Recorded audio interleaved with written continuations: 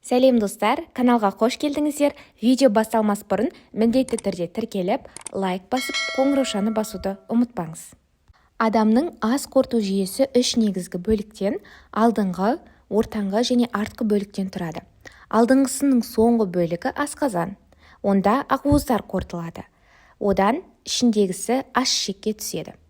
Аш-ішекте ішек сөлі және ұйқы безі сөлінің энзимдері үш маңызды қоректі затты, майларды, көмірсуларды және ақуыздарды қорытады.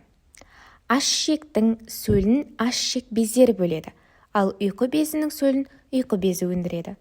Бауыр өндіретін өт аш-ішекке түседі, ол өт қабында толады.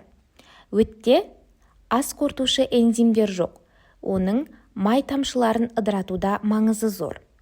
Солайша майлардың қорытылуына ықпал етеді. Аш-ішектің сыртқы қабаты сірлі қабық. Оның астында бірыңғай салалы бұлшықет және дөңгелек салалы бұлшықет қабаты орналасқан. Бұл бұлшықеттердің жұмысы ішектің жиырылуы, яғни перистальтикасын қамтамасыз етеді. Бұл қимыл ішектің ішіндегісінің араласуына және әрі қарай жылжуына жауап береді. Ішектің ішін шырышты қабық қаптаған. Ол жұқа, бірыңғай салалы бұлшықеттен, дәнекер ұлпадан және эпителий қабатынан тұрады. Шырышты қабықта аш-ішек сөлін өндіретін бездер бар.